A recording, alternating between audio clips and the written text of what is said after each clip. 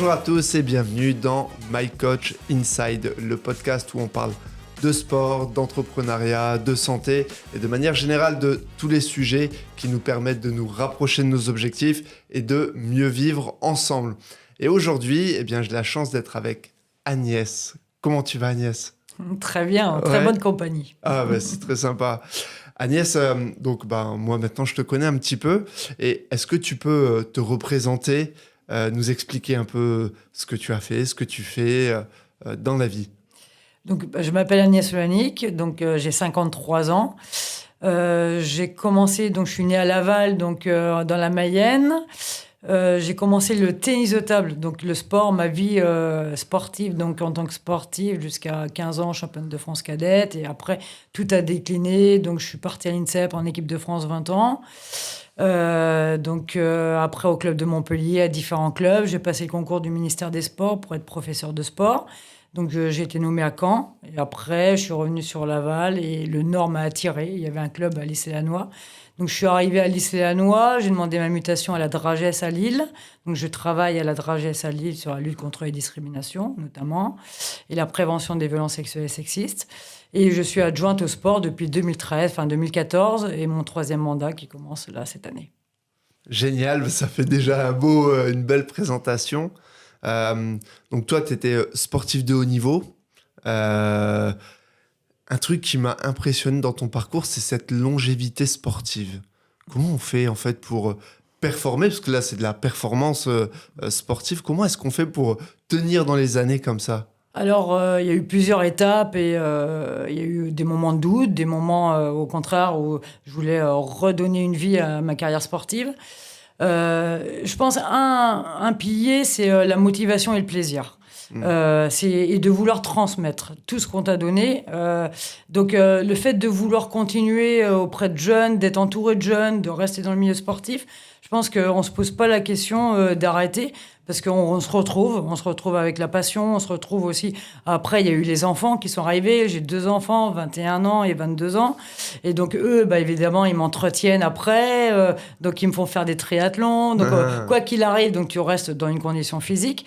Et après, tu as vraiment envie, à tout moment, en fait, de redonner ce qu'on t'a donné. Donc, tu restes à un certain niveau. Puis, tu te dis, tu as un système de jeu. J'étais défenseuse en tennis de table. Donc, si j'ai le physique, je peux essayer de tenir. Et donc, je voyais que, j'accrochais encore longtemps, en fait, les petites jeunes. Là, je viens de fêter mon 35e championnat de France ce week-end, senior. Donc, je continue aussi en vétéran, je continue au club de Saint-Quentin. Alors, je veux à tout prix rester sur le terrain et je veux à tout prix avoir un certain niveau pour pouvoir justement à la fois retransmettre, mais aussi mieux comprendre toutes les difficultés dans l'évolution du sport, en fait. Et au début, quand j'ai commencé, j'étais confrontée à des obstacles. Et donc, je les ai relevés, pour certains, pas tous. Et maintenant, c'est d'autres obstacles qui se mènent à moi. Et donc, à tout moment de la carrière ou à tout moment, il y a toujours quelque chose qui te passionne et que tu as envie de surmonter et donc qui m'attache encore. Là, je dis aujourd'hui, j'ai arrêté ce week-end le 35e anniversaire, 35e championnat de France, mais j'ai toujours envie en fait de faire des championnats de France vétérans, championnats du monde, championnats d'Europe. J'ai toujours envie de redonner à l'équipe de Pro 1 à Saint-Quentin, là où je suis dans mon club. Donc j'ai repris pour 2 ans.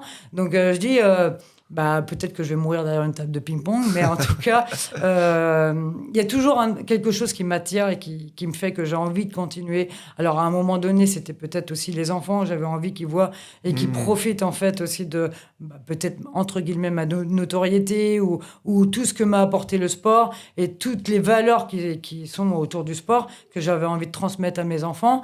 Donc, il y a peut-être toujours quelque chose qui te raccroche au sport, quoi. Et justement, alors, si tu devais, c'est multiple, je pense, mais si tu devais un petit peu encapsuler, synthétiser les grandes valeurs que le sport, toi, t'a apporté dans ta vie.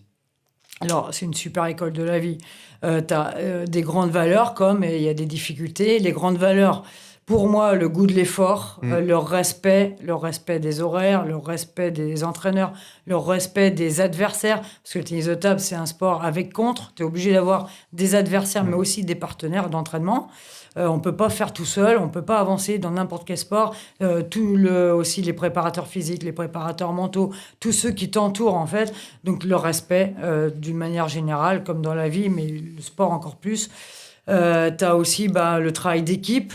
Tu as les voyages, donc obligatoirement respecter la tradition, la différence. Voir aussi... il y a tellement le goût du dépassement de soi, il y a trop de valeurs. C'est énorme. Je passerai des journées et des journées à parler de sport et de ce que ça m'a apporté. Moi, je sais que je dois énormément. Alors, le sport m'a aussi mis dans l'anorexie. À 18 ans, j'ai fait une anorexie. Parce que évidemment le haut niveau, on te dit si tu perds quelques kilos, tu seras encore meilleur. Donc j'ai perdu quelques kilos et j'étais dans un engrenage, voilà. Et puis c'est chacun pour soi, un peu le haut niveau. Hein. Donc les autres me voyant perdre des poids, donc moins de force, mais se disant je vais peut-être prendre sa place. Donc voilà, c'est un peu du chacun pour soi. Donc la famille, l'importance de la famille, l'importance aussi d'être bien entouré. Fait que à un moment donné on te dit toi tu manges, soit tu arrêtes le tennis de table, le choix a été vite fait. Donc j'ai repris, donc et c'est pareil, j'ai eu la chance de rester 20 ans en équipe de France, donc j'en ai vu passer, détruite aussi. Le sport, ça n'a pas que des valeurs, ça a aussi détruit. J'ai vu beaucoup de jeunes tomber dans l'alcoolisme parce que la pression, du jour au lendemain, on ne sait pas quoi faire parce qu'on a donné sa vie à 5 heures par jour d'entraînement. On a dit, on arrête les études, qu'est-ce qu'on fait derrière? Et donc, le jour où ça marche, évidemment, tout va bien. Le jour où ça ne marche pas, qu'est-ce qu'on fait de sa vie? Donc, on se retrouve face à un mur. À INSEP, on fait notre linge, on fait notre bouffe, on fait tout, quoi. Ouais. Donc, on se retrouve face à un mur. Et là, on peut tomber dans l'alcoolisme. J'en ai connu qui ont vraiment très mal fini. Donc, le sport a des valeurs, mais sous condition, de plein de conditions à mettre autour. Je pourrais en citer, donc le fait de garder les pieds sur terre, d'être très bien entouré, de choisir son environnement, de ne pas rester entouré simplement que de sportifs de haut niveau qui sont axés vers le haut niveau. C'est-à-dire il faut à un moment donné rester, qu'est-ce qu'on fait après le haut niveau? Et donc ça te permet aussi, si tu as des amis de l'école d'avant ou de la famille, ou au contraire dans d'autres domaines, s'ouvrir à la culture, s'ouvrir à d'autres secteurs, ça te permet aussi de relativiser tes résultats. Comme là, on voit la période d'Alexis et Félix Lebrun en tennis de table. Ils ont aussi une sœur qui s'est fait opérer 5 fois à cœur ouvert. Okay. Donc, obligatoirement, tu relativises le prix de la victoire, le prix de l'effort. Tu te dis, mais du jour au lendemain, ta sœur, elle peut mourir. Je pense que là, tu relativises vraiment beaucoup de choses. Donc, ça te permet aussi de garder les pieds sur terre et de dire, on fait du sport. On a la chance de faire des voyages dans le monde entier, de voir des cultures complètement différentes, de rencontrer des gens incroyables qui sont à ton service. Donc, moi, je me disais, mais pourquoi il y a autant de personnes qui travaillent pour moi, pour mon haut niveau, qui je suis pour mériter tout ça? Et tu te dis, tu vas à l'étranger et tu vois vraiment ceux qui sont frappés, marche ou crève en Chine, la culture chinoise, où tu te dis, c'est pas grave, on peut en casser parce qu'on en a d'autres derrière qui sont dans le haut niveau. Tu reviens en France, tu te dis, t'es vraiment très heureuse d'être française. T'as le plus beau pays du monde, t'as aussi...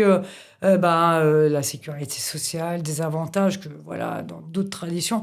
Donc tu te dis, te plaindre en France quand tu reviens en France. Alors la douleur est très personnelle, ça, attention, je remets pas ça en question, mais tu relativises beaucoup tes soucis du quotidien.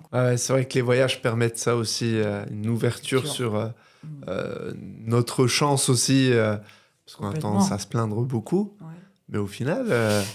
On est chanceux, on est vraiment chanceux. Ouais. Alors, bien sûr, il y a aussi des difficultés. Et puis le haut niveau, de toute façon, on est confronté à l'excellence. Donc, quoi qu'il arrive, même si on n'a pas la méthode chinoise, on doit se faire mal, le goût de l'effort. On doit justement trouver un autre moyen de dépasser les Chinois, par exemple. Donc, par la créativité, l'originalité, trouver une autre méthode d'entraînement pour pouvoir les dépasser, mais tout en respectant l'être humain. Et c'est pour ça aussi, tout est lié, c'est que derrière, j'ai voulu redonner au sport pour tous et non pas rester que dans le sport de haut niveau. Et là, donc, ça va embrayer sur ma carrière professionnelle. Parce que j'ai voulu travailler au ministère des Sports sur le développement, justement, lutte contre les discriminations, le sport pour tous, l'égalité homme-femme, parce qu'évidemment, tu es confronté à cette différence-là. Et aussi, de te dire que le haut niveau, ça peut aussi faire des dégâts et que comment on peut aussi permettre à tout le monde de pratiquer une activité sportive, quel que soit le niveau, mais juste en respectant l'être humain, quoi. Justement, alors toi, sur ton parcours professionnel maintenant, tu peux nous réexpliquer exactement ce que tu fais au quotidien à la Dragesse et puis tes missions annexes aussi Donc à la Dragesse, là, quand je suis arrivée donc là, à Lille en 2013, donc, j'ai commencé par la lutte contre le dopage. Ok. C'était un peu pour m'ouvrir aussi, avoir la vision globale. Je faisais pas que ça, je faisais aussi l'égalité aux femmes. J'ai toujours fait la lutte contre les discriminations depuis 2001, que je suis au ministère des Sports. Alors en fait, c'est une mission que pas beaucoup de conseillers souhaitent, de mes collègues. Pourquoi ? Parce que c'est du développement, je pense qu'il faut avoir une certaine fibre ou un parcours différent pour apprécier travailler sur les différents publics, le sport pour tous. Donc ils étaient plus axés sur le haut niveau ou plus axés sur la formation. Les BPGEPS, les DEGEPS, etc. Il en faut aussi. Mais moi, j'étais plus axée par rapport à mon parcours aussi, à vouloir changer des choses. Et donc, du développement donc dans le sport insertion, le sport pour tous, l'égalité homme-femme, la prévention des violences sexuelles et sexistes. Donc, tout ça, en fait, depuis 2013 maintenant, je suis davantage axée, 2014, je suis axée davantage sur, justement, l'égalité homme-femme, le sport dans les quartiers, l'insertion, le sport pour tous, le dispositif passeport. Et puis après, beaucoup de prévention des violences sexuelles et sexistes dans le sport. Justement, alors cette égalité homme-femme, c'est un gros sujet. On regardait juste avant le podcast la campagne publicitaire pour le rugby féminin, qui est hyper frappante. Et je vous invite à la regarder. On pourra la mettre en dessous de l'épisode de podcast, parce que je trouve que c'est une vidéo qui doit être vue par le plus grand nombre. Elle est très bien réalisée, cette vidéo. Toi, aujourd'hui, c'est quoi ton constat sur cette égalité homme-femme dans le domaine du sport ? Alors, déjà, il faut relativiser, ça a évolué. Et grâce à beaucoup de personnalités, on peut parler de Simone Veil, mais il y a beaucoup de femmes ou d'hommes qui ont permis l'évolution de l'égalité homme-femme.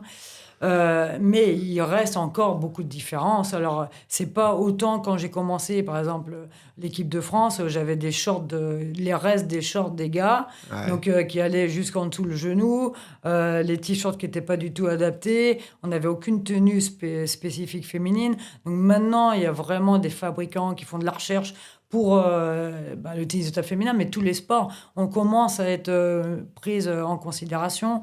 Les salaires, alors quand j'ai commencé, c'était 1 500 euros pour une femme et de 30 à 40 000 euros pour un homme par mois. Donc là, on n'est plus dans ces différences aussi énormes. Cela dit, ça peut encore rester très, très important. Il y a des disparités entre les sports aussi. Mais d'une manière générale, on est quand même bien moins payé, moins reconnu. France 4 ou la télé, et un taux d'audience encore beaucoup plus sur des sports masculins ou en tout cas le public masculin. Donc on travaille sur tous les aspects de l'égalité homme-femme, autant alors les jeunes qui commencent à faire de la pratique, comment on accueille les filles, les femmes dans le milieu sportif, donc autant dans le milieu associatif mais aussi dans le milieu privé. Comment on fait cet accueil-là, comment on provoque un peu l'ambiance, comment on répond aux besoins spécifiques des femmes. parce qu'on doit quand même, on a une pédagogie spécifique, on a une approche différente, on a des besoins certainement différents. Il y a aussi l'adolescence avec le rapport au corps. Donc on perd 45% des féminines dans le milieu sportif à 13-14 ans. Donc c'est un constat. Et donc face à ça, qu'est-ce qu'on met en œuvre? Donc il y a encore beaucoup de choses. Il y a du genre, comment on fidélise? On prend en compte le parcours de vie de la personne. On prend une pédagogie. Par exemple, on s'occupe de l'insertion professionnelle. Quand on a un contrat avec une féminine, par exemple dans le haut niveau, on ne lui propose pas forcément des finances, mais on lui propose une possibilité de se reconvertir derrière, d'avoir un travail. Et ça, je pense que c'est rassurant aussi pour les parents, c'est rassurant pour les jeunes filles. On voit une approche différente. Si on voit, par exemple, les femmes dans les prises de responsabilité, automatiquement, il y en a moins que les hommes, parce qu'il y a moins de licenciés au départ. Donc, s'il y a moins de licenciés, il y a moins de potentiel dans les prises de responsabilité. Donc, il y a moins de femmes aux prises de responsabilité. Il y a moins de femmes qui sont entraîneurs. Et donc, tout ça aussi, il y a le modèle féminin. On les met moins en avant. Donc, il arrive qu'il y a des filles qui aimeraient bien être entourées ou encadrées ou coachées, avoir des éducatrices en tant que femme. Et on a du mal à les trouver, on a du mal à en avoir. Mais indirectement, moi, j'aimais beaucoup être entraînée par des hommes. Et, ça dépend en fait de l'approche humaine. Je dirais que c'est plus ce qu'on fait du sport que le sport en tant que tel. C'est pour ça que travailler sur le sport insertion, pour moi, et les valeurs véhiculées par le sport pour permettre l'insertion globale de la personne, alors autant l'insertion professionnelle, le bien-être, l'approche pédagogique, la lutte contre les violences, tout globalement, c'est vraiment le sport comme outil au service de toutes les politiques, au service de l'être humain et de la personne, et non pas au service comme finalité le haut niveau, quoi. Et c'est pour ça que mon métier il me passionne, parce qu'on n'a jamais fini, on travaille toujours avec des publics différents, que ce soit des jeunes qui commencent et qui ne font pas du tout de sport, donc avec le dispositif Passeport ou d'autres dispositifs, et qu'on essaye justement de comprendre leurs besoins et d'aller au plus proche des besoins, comme un public qui est déjà fidèle, mais qui se pose la question de continuer, parce que justement on ne met pas les moyens pour pouvoir fidéliser ce public-là, ou un public senior ou vétéran. Là, j'ai fait les championnats du monde il y a 2 ans à Rome, vétéran, où il y avait en tennis de table, on a la chance de faire longtemps, à 103 ans, des piqûres de diabète, et après qu'elle est à la table, ou qu'il posait sa canne et qu'il allait jouer un match. Donc on relativise, et je me dis, je suis jeune, à 53 ans, je peux continuer longtemps dans le tennis de table. Voilà, donc le sport, c'est vraiment ce qu'on en fait. Là, j'aime beaucoup ce que je fais sur le côté open badge. Alors, si on a 2 minutes, je peux carrément l'évoquer. Depuis 1 an, en fait, l'ANS, l'Agence nationale du sport, finance des emplois éducateurs socio-sportifs. Donc, qu'est-ce qu'un éducateur socio-sportif? La question, elle était là, parce qu'en fait, on a des diplômes d'éducateurs sportifs. Et donc, on a plus ou moins transformé des éducateurs avec une carte professionnelle, éducateurs sportifs, en éducateurs socio-sportifs. Alors, certains ont la fibre, certains ont les compétences, et d'autres, peut-être que c'était juste un effet d'aubaine, ou que pour pérenniser un emploi, ce que je comprends dans le milieu sportif, il y a très peu de moyens encore. Donc, certaines associations ont transformé un éducateur sportif avec une finalité vraiment très sportive, compétitrice, en éducateur socio-sportif. Donc, depuis 1 an, je disais, on va mettre en avant les compétences. Qu'est-ce qu'on met derrière un éducateur socio-sportif? Et donc, on a travaillé avec une 50aine d'acteurs, mais ça allait des missions locales, des centres sociaux, des éducateurs spécialisés, des éducateurs évidemment sportifs, des éducateurs qui se disaient éducateurs socio-sportifs, et aussi France Travail, le conseil régional, Decathlon ou des entreprises qui permettent aussi l'insertion professionnelle derrière. Donc en fait, d'avoir toute la chaîne, les universités qui font les formations, les organismes de formation qui font les BP, etc., d'avoir l'ensemble pour qu'est-ce qu'on met derrière des open badges, des badges, qu'est-ce qu'on veut derrière, et qu'est-ce qu'on veut derrière le socio-sport. Donc, il y a Impact social par le sport, un gros consortium d'associations qui a travaillé sur cette définition-là et qui a mis, bien sûr, le sport comme outil au service de toutes les politiques. Et donc, certaines définitions, donc on n'est pas parti de rien, on est parti de toutes les formations avec les blocs de compétences des formations actuelles. Okay. On est parti aussi de tout travail de l'impact social par le sport, et après du terrain, pour eux, qu'est-ce qu'on met derrière des compétences d'éducateurs socio-sportifs. Et donc, depuis un an, on a mis 7 badges, donc un badge de la communauté du sociosport, et après 5 badges. Donc vraiment la posture, l'insertion professionnelle, le bien-être, les partenariats territoriaux. Qu'est-ce qu'on met vraiment derrière voilà, et les limites. On n'est pas éducateur spécialisé, mais on est éducateur sportif et on connaît le métier d'éducateur spécialisé. Quelles sont nos limites et comment on fait appel à un éducateur spécialisé pour compléter notre rôle d'éducateur socio-sportif, notre mission. Donc, et tout ça au service, au bénéfice de la personne, du sportif et de la personne qui voilà, vient faire une activité sportive pour son bien-être, pour son insertion professionnelle, pour une attente pédagogique ou de bien-être social, global et personnel. Et donc là, on en est aussi avec, après, comme finalité, avec l'ensemble des badges, un méta-badge d'éducateur socio-sportif. Et l'intérêt, c'est d'être le maximum dans cette communauté pour démontrer qu'il y a vraiment un besoin d'éducateurs socio-sportifs, une reconnaissance de ce métier-là qui n'existe pas encore. Il n'y a pas une formation d'éducateur socio-sportif. Il y a un ensemble de certificats de compétences.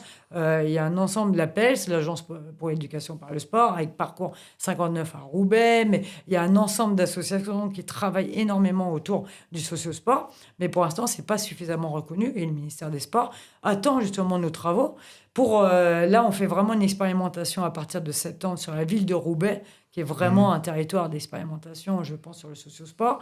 Donc là, on le présente le 30 juin à l'ensemble des publics, des éducateurs spécialisés, des centres sociaux, des agences France Travail, voilà, pour travailler ensemble sur la ville de Roubaix.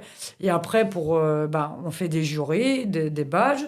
Et après, l'objectif, évidemment, c'est de mettre en place des formations pour répondre aux besoins des manques de compétences de certaines personnes qui souhaiteraient avoir davantage de compétences. Ou au contraire, valoriser les compétences qui sont déjà acquises. Donc ça peut être des bénévoles qui demandent, ça peut être des éducateurs spécialisés qui ont une fibre sportive, ça peut être des éducateurs sportifs qui veulent avoir davantage de compétences socio-sportives, des éducateurs socio-sportifs qui ont déjà les compétences mais qui n'ont pas la reconnaissance. Donc voilà, on a un public très très large, mais au moins de démontrer qu'il y a une volonté et il y a vraiment un métier d'éducateur socio-sportif et un besoin dans le sport d'être reconnu et de reconnaître le sport comme outil, non pas comme finalité.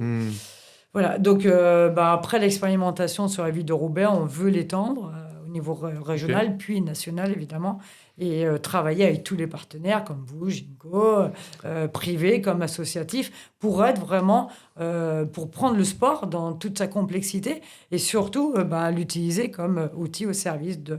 Et donc, la finalité, donc, c'est d'avoir un BPGEPS, d'avoir un véritable diplôme, entre guillemets. Ouais. Une carte professionnelle qui permet d'être reconnu en tant qu'éducateur socio-sportif.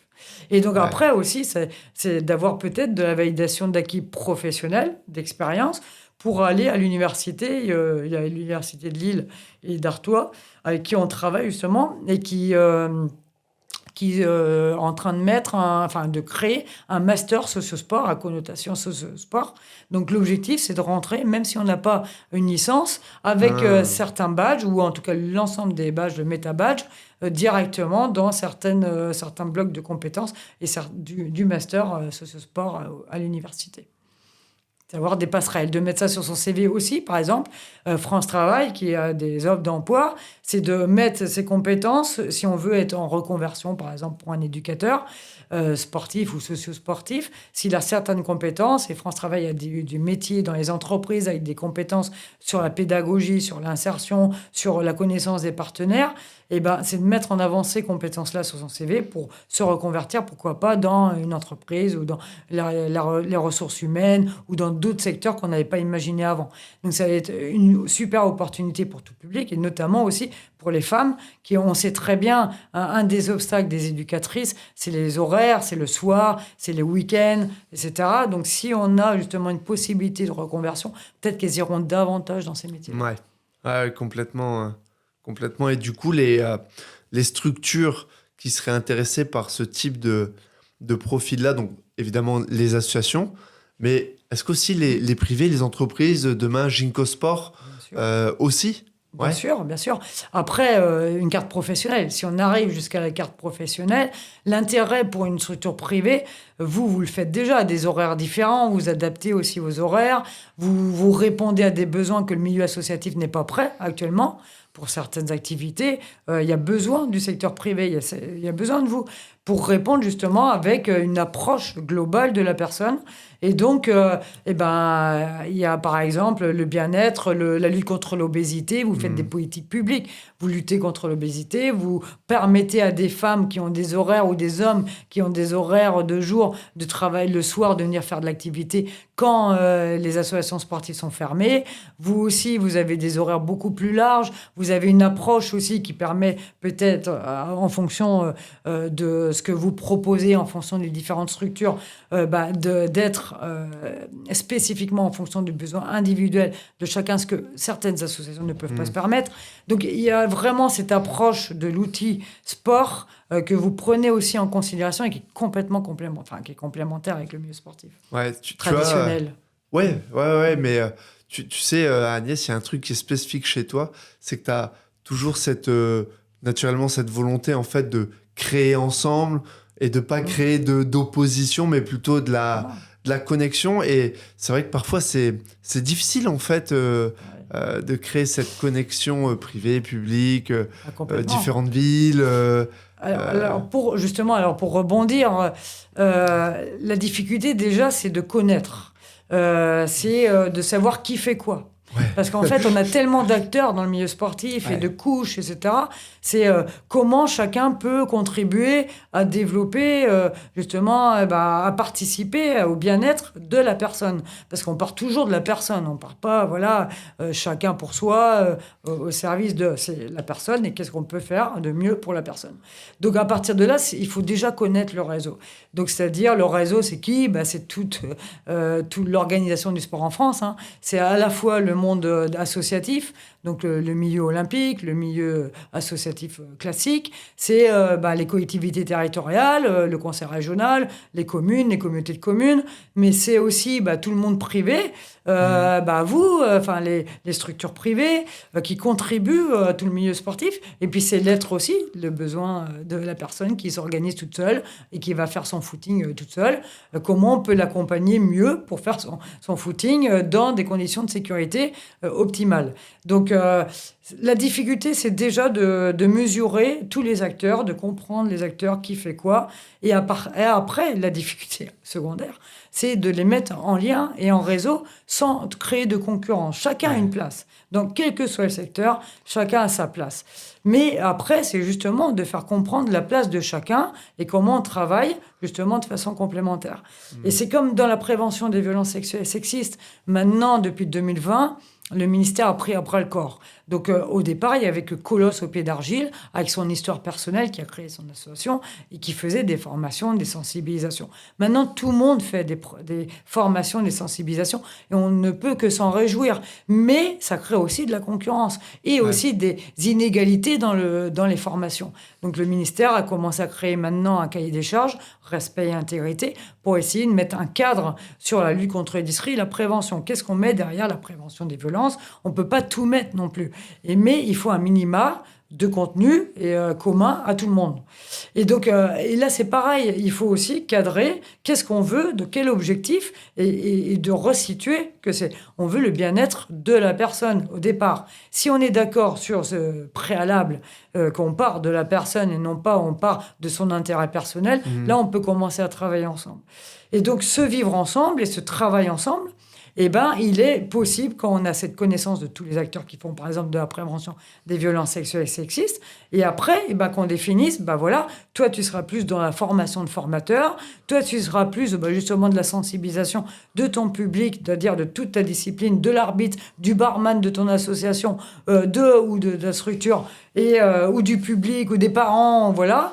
Mais chacun a sa place. Et l'intérêt, c'est qu'au bout du compte, il n'y ait plus de violences sexuelles et sexistes. C'est-à-dire qu'on fasse comment on fait un traitement de signalement, comment on fait un signalement et comment ça se passe un traitement de signalement. Qui fait quoi dans cette puzzle est très compliqué. C'est vrai que j'ai la chance à la fois d'être adjointe au sport, d'être sportive. C'est pour ça que je veux rester au contact, continuer le sport sur le terrain, parce que le sport évolue. Et si on est déconnecté du terrain, eh ben, on n'a plus cette vision globale de tous les acteurs. On ne peut plus travailler ensemble pour justement mettre du lien, qui peut faire quoi et comment on peut travailler ensemble.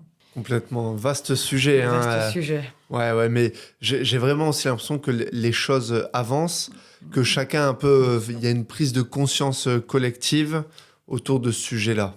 Alors, la prise de conscience, elle est certainement due aussi, et voilà, et tant mieux, à la rigueur, il y a moins de moyens financiers partout, pour la France, pour le sport, pour tout. Donc, obligatoirement, tu es obligé de t'organiser. Tu es obligé de commencer à savoir comment on peut faire mieux avec moins de moyens. Comment on va optimiser et travailler ensemble. Parce que quand on pouvait se permettre d'avoir 10 000 euros sur un projet, alors que maintenant, tu as 1 000 euros, on va l'optimiser en allant chercher des acteurs qui peuvent compléter ton projet et donc travailler ensemble. Donc, alors, c'est malheureux, il y a moins de moyens. Mais si ça peut permettre une réorganisation du sport et une mutualisation des moyens pour travailler mieux au service de la personne, alors s'il faut passer par là, pourquoi pas? Alors, évidemment, on va se battre pour avoir plus de moyens. Du genre là, pourquoi, en tant qu'adjointe au sport, je veux travailler une politique intercommunale? Parce qu'évidemment, on ne va pas créer des salles. Avant, on avait beaucoup de moyens. Donc, chacun créait sa piscine, chacun créait sa salle de basket. Maintenant, c'est impossible. Donc, maintenant, on est obligé, on n'a pas tous les sports. Par exemple, nous, à Lys-les-Hanois, on est obligé de donner des moyens aux Lyssois pour qu'ils aillent faire du basket ailleurs, dans une autre commune à côté. Et on travaille avec la commune d'à côté pour essayer que eux, de même, s'ils veulent faire du tennis de table et qu'ils n'en ont pas, qu'ils viennent à Lys-les-Hanois faire du tennis de table. Ouais. L'objectif, c'est vraiment de mutualiser et d'optimiser au service, encore une fois, des besoins du terrain, des personnes et de ce qu'on peut faire ensemble. Alors, ça prendra du temps. C'est une culture différente. C'est plus maintenant chacun pour soi. C'est plus chacun, on va grandir et on va essayer d'avoir l'argent de son côté. Ça ne pourra plus marcher. Donc, au bout d'un moment, on va se créer ensemble, on va travailler en réseau et on va peut-être, avec moins de moyens, faire de plus belles choses, quoi. Ouais, c'est peut-être une belle opportunité au final.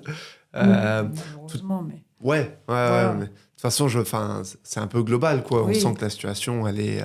Elle est mondiale. Elle est mondiale, ouais. Pas Elle est française. compliquée. Ouais, c'est vrai, bien sûr. Et tout à l'heure, tu parlais rapidement du passeport. Tu vois, nous, c'est un truc sur lequel on a été assez surpris du peu de nombre de personnes, au final, qui nous parlaient du passeport, ici, en tout cas, à Ginko, alors que c'est un super dispositif. Tu peux peut-être le représenter rapidement et... Donc, depuis 4 ans, en fait, c'est un dispositif qui permet... donc, ça a évolué. La cible a évolué. Mais au départ, en tout cas, des 6-18 ans, suivant le quotient familial, mais d'avoir, 50 à 70 euros d'aide pour aller dans une... Au départ, c'était que le milieu associatif. Et puis maintenant, c'est aussi ouvert aux loisirs sportifs marchands. Donc, on remet un coupon, un passeport. Le ministère des Sports, par intermédiaire aussi de la CAF, donc remet à tous les bénéficiaires de la CAF de 6 à 18 ans, plus les publics en situation de handicap jusqu'à 30 ans, plus les étudiants boursiers. Ils peuvent donc avoir 50 à 70 euros pour aller dans le milieu sportif, ou de loisirs sportifs marchands. Donc, une super opportunité, en tout cas, ça peut aider financièrement aussi bien les étudiants, le public en situation de handicap ou les jeunes. Là, ça a vraiment évolué en termes de cible ou en termes de montant. Après, c'est passé justement à partir de 14 ans, 14-18, étudiants boursiers, puis en situation de handicap, toujours de 6 à 30 ans.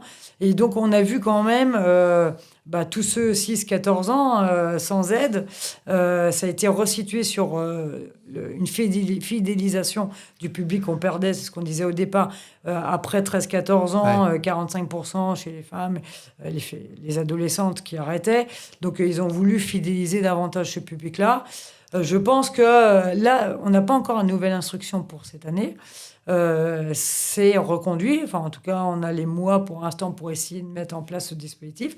On attend encore l'instruction. Donc, on ne sait pas encore la cible pour septembre. On ne sait pas encore le montant. Donc là, je peux pas vous en dire plus. Mais en tout cas, on espère qu'ils reviendront parce que c'est un souhait qui a été demandé. Mais c'est toujours, on le sait très bien, les finances publiques qui vont décider du 6-18 ans ou du 14-18 ans et du montant de 50 à 70 euros. Mais c'est quand même un dispositif qui permet. Alors, ça prend son envol, ça commence à être connu. Aussi, tout le monde, les étudiants boursiers, et alors ça arrive des fois dans les spams, ça arrive pas toujours dans leur mail, donc ils sont pas toujours au courant, qui peuvent aussi aller dans les loisirs sportifs marchands, qui peuvent pas toujours aller aussi, qui sont aussi bénéficiaires du dispositif, parce que ils ne regardent pas leur mail ou si ça va dans les spams. Donc maintenant, ça commence, c'est la 4e année, donc la 3e année, j'espère que les étudiants boursiers seront encore bénéficiaires. Donc 3e année, alors c'est pour ça aussi une stabilité d'un dispositif et des publics, ça permet aussi de connaître le dispositif et d'avoir plus de jeunes qui viennent après. Si on enlève et on change les publics, évidemment, on repart à zéro dans la communication et donc on repart à zéro sur le nombre de bénéficiaires finaux. Mais je pense que tous ensemble, et on n'arrête pas de faire la communication, on n'arrête pas d'aller voir les structures privées, les associations sportives, le CDOS, le mouvement, le CROSS, toutes les associations, pour essayer justement de travailler sur ce public, les jeunes, de leur dire qu'ils peuvent bénéficier de 50 à 70 euros d'aide en fonction de leurs ressources. Pour une famille qui a 3 enfants, c'est une sacrée aide. Donc, faut pas hésiter. Alors après, ça suffit pas. Ça suffit pas de mettre un dispositif pour réduire le coût. Après, il faut être prêt aussi à les accueillir. Il faut mettre aussi l'encadrement en fonction. Il faut que les structures aient les capacités de pouvoir les recevoir. Parce qu'il y a des sports qui sont overbookés, ils ne peuvent pas en accueillir davantage. C'est un public que toutes les associations ne veulent pas forcément. Parfois, on a des obstacles parce que c'est un coach sportif et non pas un coach socio-sportif.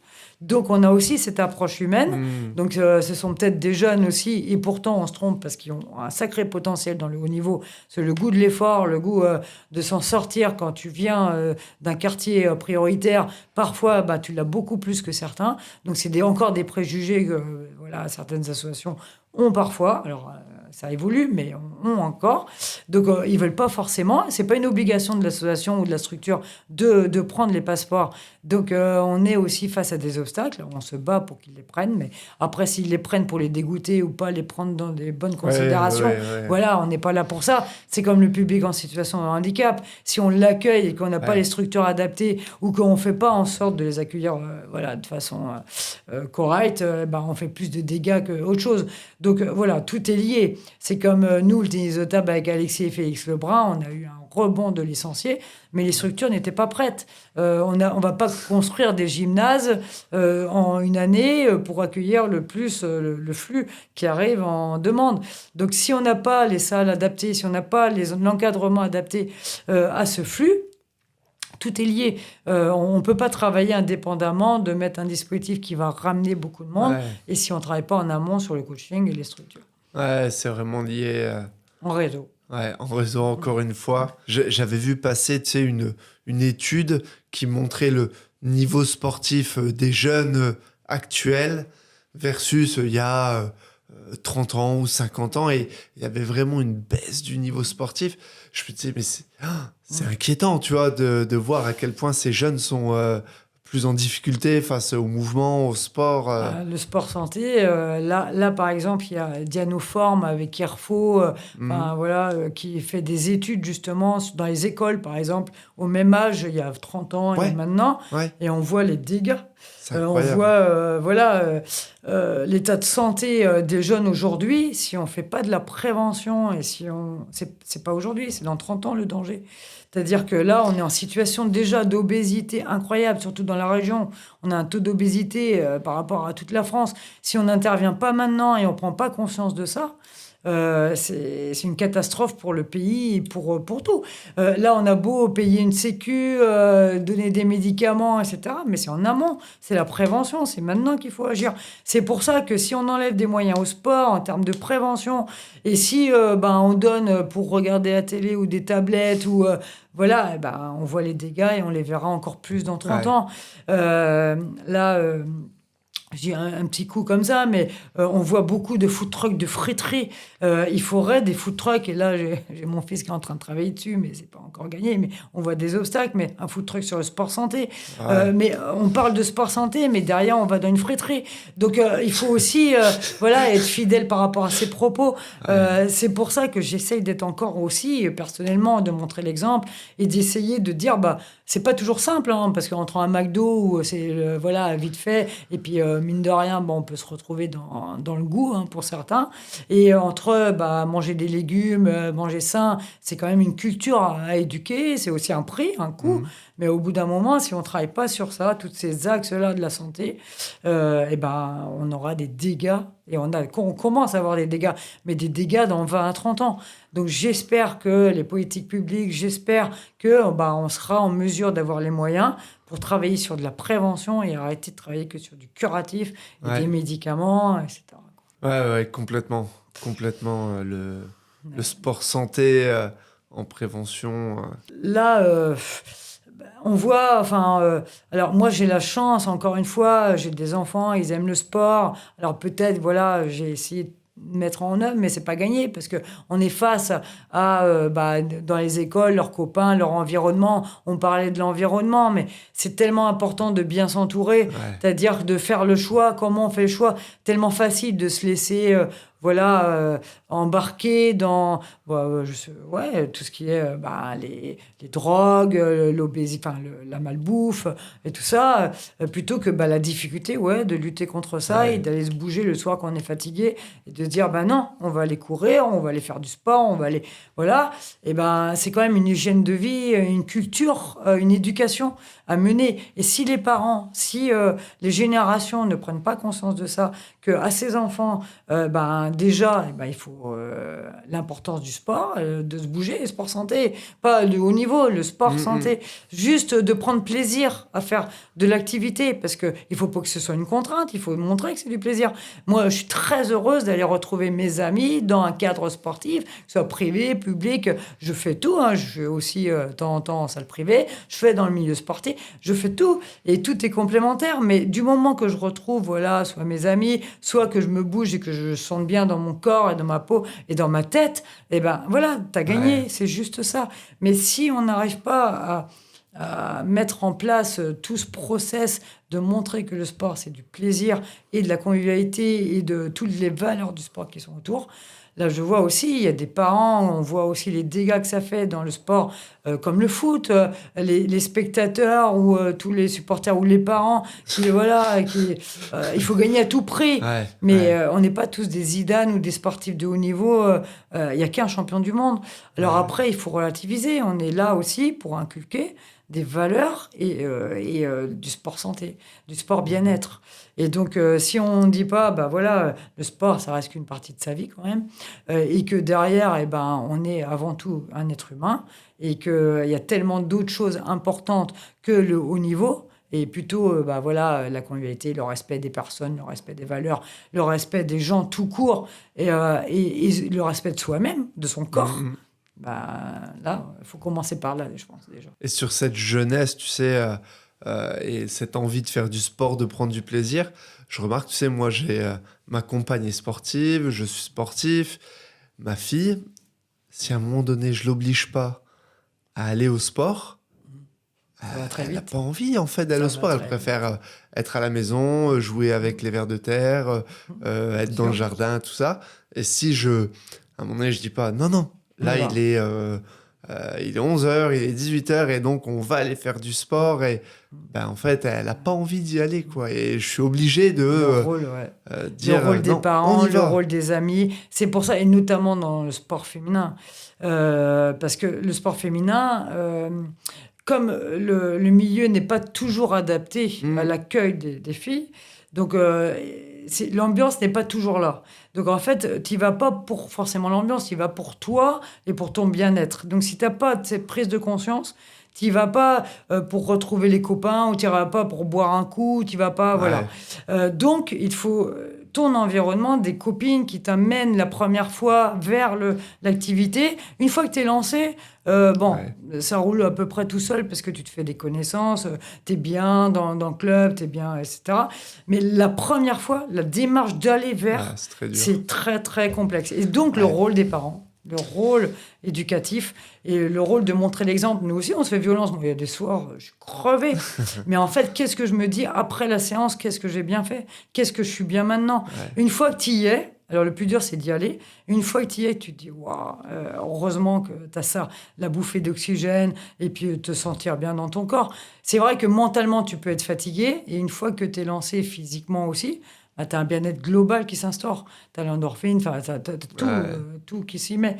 Mais le plus dur, c'est vrai, c'est sur la durée. En fait, on peut le faire. On voit bien l'euphorie qu'il y a dans les salles, notamment privées. Vous devez le voir. 3 mois avant l'été, hop, il faut être les abdos à la plage, etc. En janvier, encore plus. Ou en janvier, voilà. Ou après les fêtes. Après les fêtes de janvier. Voilà. Et donc, ça tient 3 mois. Si tu n'as pas... la culture, voilà, et tu n'as pas cette prise de conscience que c'est important pour toi. C'est comme l'alimentation. Quelqu'un qui fait un régime et qui ne fait pas un régime adapté sur le long terme, c'est-à-dire qui ne prend pas des habitudes que tu peux tenir toute ta vie, bah, tu vas faire des yo-yo, tu vas faire ça 3 mois, mais tu ne vas jamais tenir toute ta vie. Par contre, si tu prends des habitudes de manger des légumes, d'avoir une alimentation saine et simplement adaptée à tes besoins, bah, tu peux le tenir toute ta vie parce que tu auras du plaisir. Tu manges du chocolat quand même, tu manges des choses qui te font plaisir, mais tu sais l'adapter en fonction de tes besoins, en fonction de la période dans laquelle que tu es, des journées, etc. Donc, c'est vraiment un travail continu de prévention et non pas un travail à un moment donné ponctuel, simple, quoi. C'est comme tout, hein, dès qu'on fait quelque chose simple d'apparence, c'est facile, mais ça ne tient pas. Et c'est vrai que sur cette notion de régime, nous, on y est beaucoup confrontés ici parce que quand les gens décident de reprendre le sport, très souvent, c'est dur de venir dans une salle de sport, mais dès qu'ils ont franchi le pas, après ils me disent, bon, bah, maintenant, je veux faire un régime, je veux me coucher plus tôt, je veux arrêter de fumer, je veux ci, je veux ça. Et ça fait beaucoup de choses en même temps. Et le corps, tu vois, il a un peu du mal à encaisser tout ça. Mais il y a une prise de conscience. Mais il y a une prise de conscience de il me faut du changement. Mais ce que je remarque, c'est la difficulté pour les gens de franchir la porte, tu sais, comme tu le disais.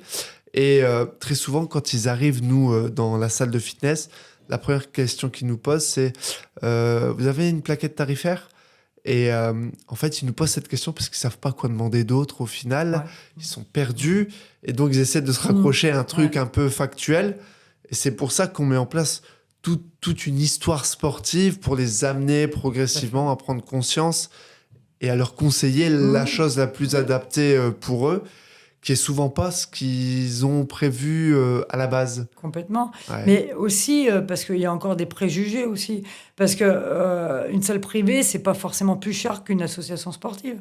C'est-à-dire que si on fait le total de tout, ce qui est équipement sportif, c'est à peu près pareil. On doit venir avec des baskets, on doit acheter un survêt, suivant les sports, mais en gros, c'est à peu près le même prix. Après, derrière, c'est juste qu'une licence sportive, c'est 150 €, 200 €. Si tu fais de la compétition, si tu fais en plus des tournois, tu rajoutes. Si tu changes du matériel régulièrement, ça se rajoute.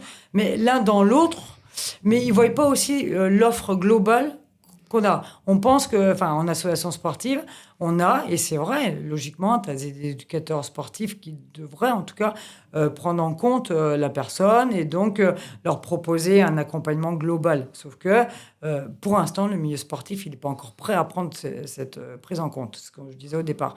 Et vous, c'est vrai qu'on dit par mois, on va payer ça. Mais bon, derrière, on voit simplement des instruments. On a encore ces préjugés de dire, voilà, une structure privée, moi, je ne sais pas utiliser d'instruments. Voilà, j'ai le danger. Si je l'utilise mal, est-ce qu'il y a vraiment quelqu'un qui va s'occuper de moi ? Est-ce que j'aurai la sécurité ? Est-ce qu'il y a des professionnels ? Où est-ce que je vais ? Et une femme, toute seule, Je pense pas qu'elle franchit le pas.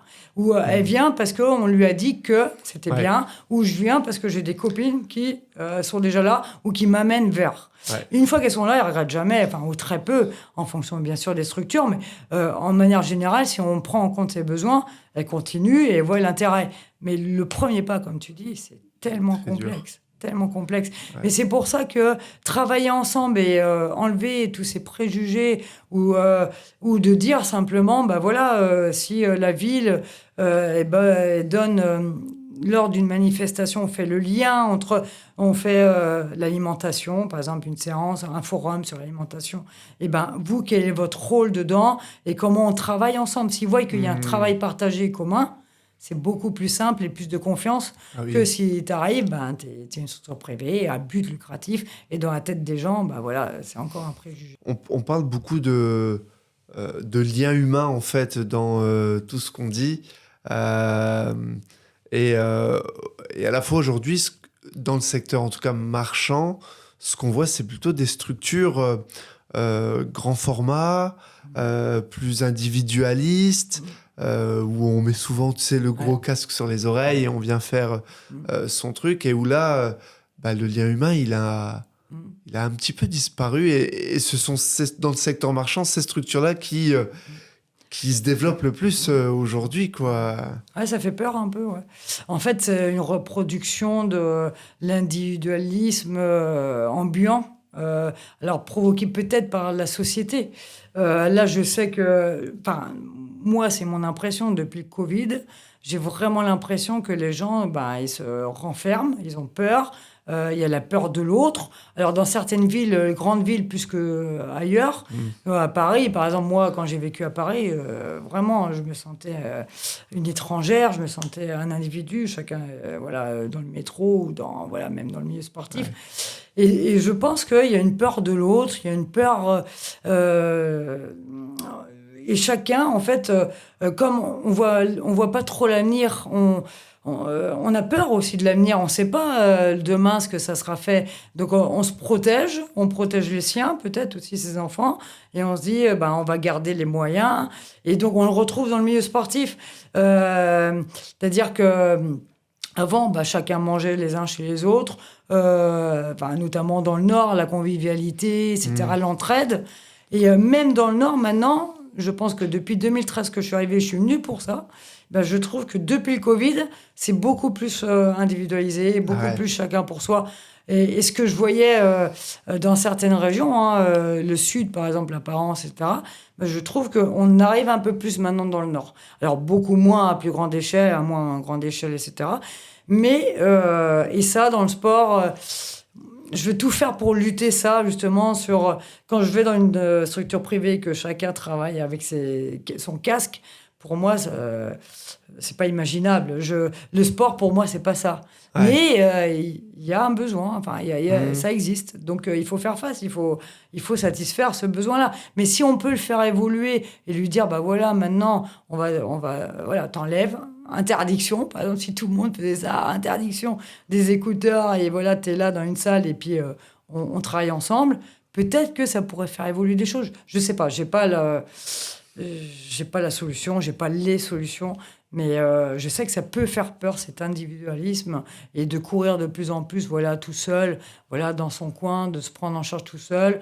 Ça fait peur parce qu'on fait des erreurs, on n'a pas non plus les connaissances sur son corps, les connaissances d'un éducateur sportif.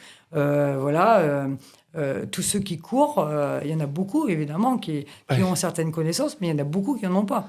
Et les blessures à moyen terme, long terme, courir sur du tatami, du bitume, il y a tellement de contre-indications.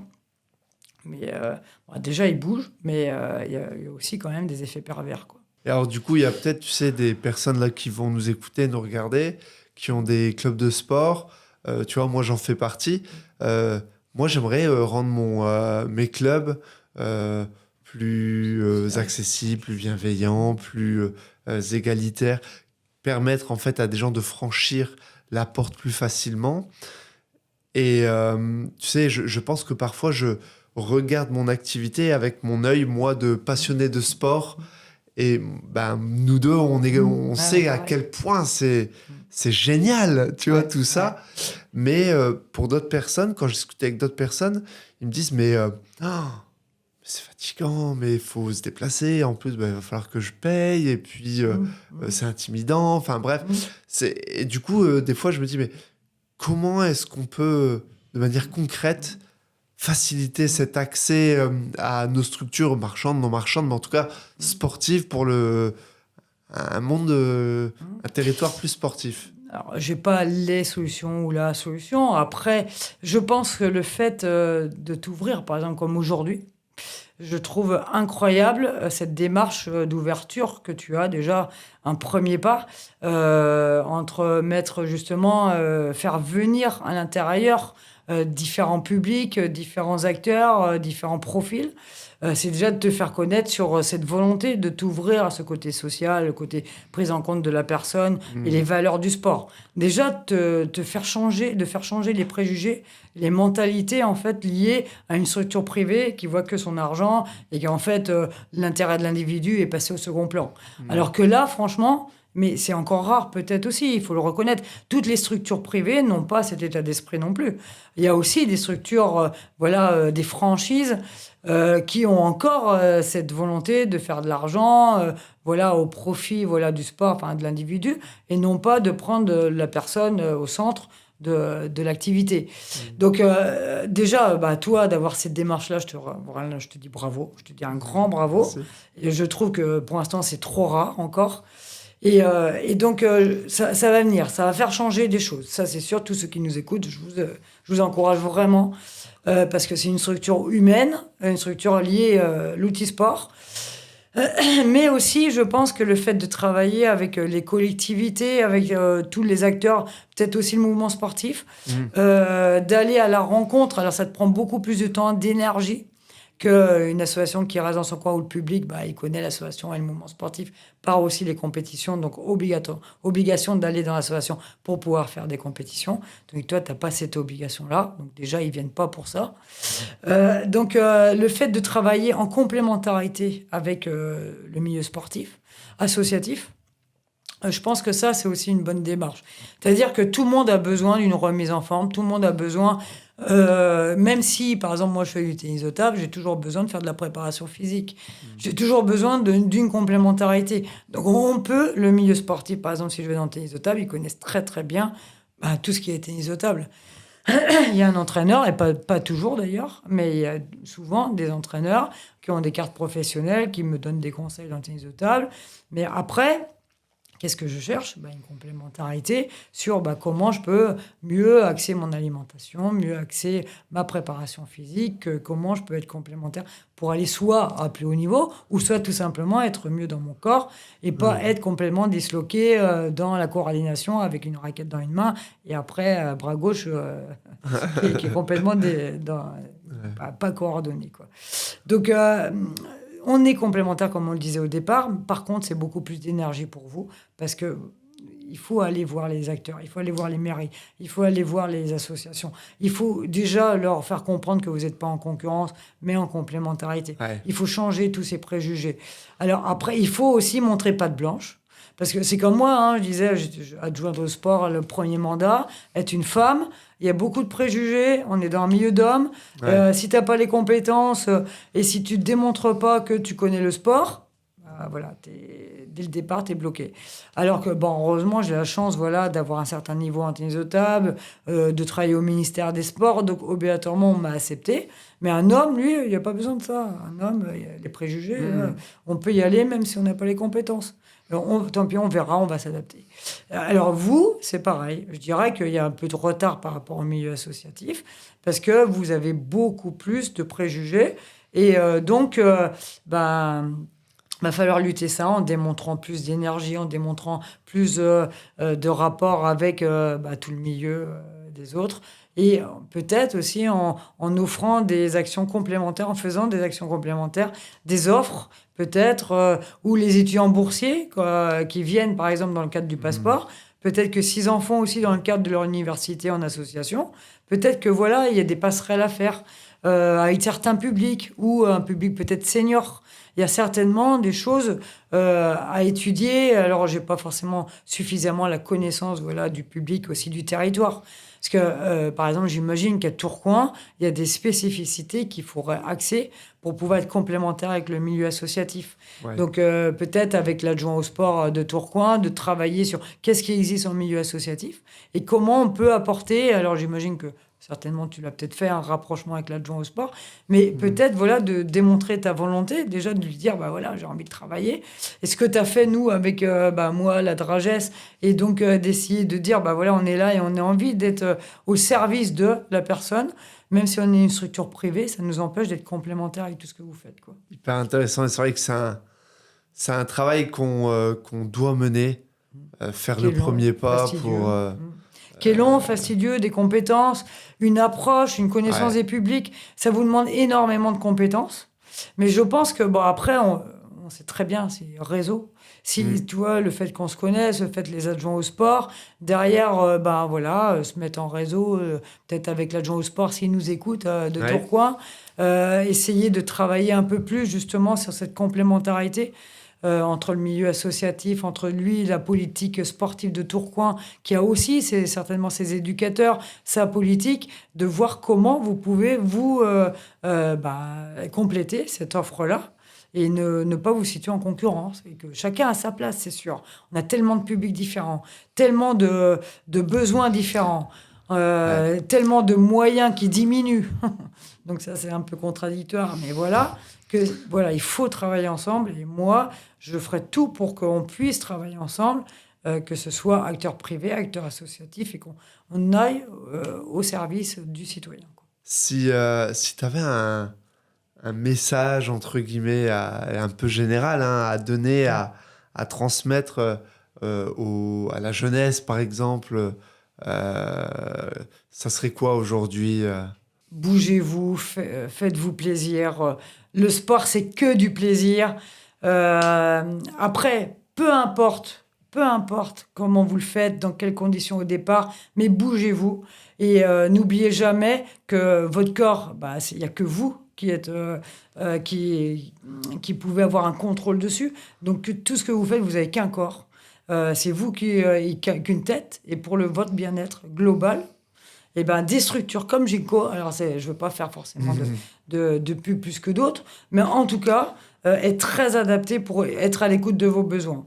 Je ne dis pas qu'il faut forcément venir ici, mais en tout cas, un bon point de départ, le milieu sportif, le milieu privé, Ginkgo, sport, le milieu aussi de la politique communale. Vous avez des bons relais. Maintenant, vous n'avez pas d'excuses pour dire vous ne savez pas où aller, vous ne bougez pas. Franchement, prenez plaisir. Le plaisir, c'est la base de tout, au bien-être, dans un objectif de bien-être global. Bougez-vous. Génial, ça c'est une belle phrase de fin et de motivation. Est-ce que... alors moi j'avais une question on sort un petit peu du cadre là, légèrement, mais tu vois, quand tu pars en vacances, Agnès, ça t'arrive de faire des petits tournois de ping-pong avec des gens et que tu les éclates Tout le comme temps. ça? Ah ouais.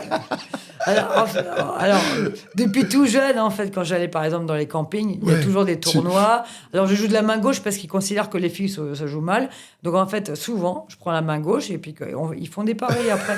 Je dis, on y va. Comme ils voient que je suis mauvaise, après, je prends ma main droite et je leur démontre qu'une fille peut savoir jouer autour des tables aussi. Tu fais une morale. Aussi, je m'en sers aussi pour une prise de conscience que c'est pas parce que t'es une fille, t'es mauvaise et donc que tu peux parier un pot et que tu vas gagner. Donc depuis toujours j'ai fait ça et en fait maintenant non, parce que maintenant je joue dans les campings ou je joue dès que j'ai l'occasion, évidemment. Alors je peux pas passer des vacances en farnienté sur la plage, je suis obligée de faire. Aux dernières vacances on était dans le sud et on a fait des randonnées, des raids, des trails avec les enfants. Ils m'ont emmené à minuit au plus haut sommet, on voyait à peine où on allait, mais parce qu'on n'était pas fait forcément, on a fait encore le sportif de base qui n'est pas préparé, qui n'a pas préparé sa randonnée, voilà, qui a oublié sa lumière. Enfin voilà. Mais en tout cas, je ne conçois pas qu'on puisse. Enfin, pour moi, des vacances, c'est changer de cadre, c'est penser à autre chose que forcément le travail quotidien, mais c'est toujours en mouvement. Ça ne peut pas être allongé sur une plage en repos, quoi. Non, je comprends. Merci Agnès pour... Merci à vous. C'était vraiment chouette. Je suis honoré vraiment de ta présence parce que tu représentes pour moi tout ce que le sport doit être, le moyen de se dépasser, le moyen de connecter positivement avec les autres dans le respect de chacun. Donc c'est chouette de t'avoir. Vraiment, je te remercie aussi parce que sans vous, donc tout élément, en fait, si on enlève un élément, tout disjoncte. Donc c'est vraiment grâce à vous, grâce à ce que tu fais encore aussi aujourd'hui, qu'ensemble, on ne peut pas y arriver individuellement, ensemble, on va y arriver. On va faire de la prévention, on va travailler sur le sport santé, on va travailler sur l'individu et le bien-être global d'une société. Mais si vous n'êtes pas là, eh ben, nous, on n'est pas là non plus et on n'a pas de raison d'être. Donc voilà, c'est tous ensemble. Et je te remercie vraiment de m'avoir invité. Et je vous encourage vraiment à bouger et à faire du sport. Génial. Merci Agnès. Je t'en prie. Et merci à vous de nous avoir écoutés. C'était un réel plaisir. Je vous dis à très bientôt dans un nouvel épisode. Ciao, ciao.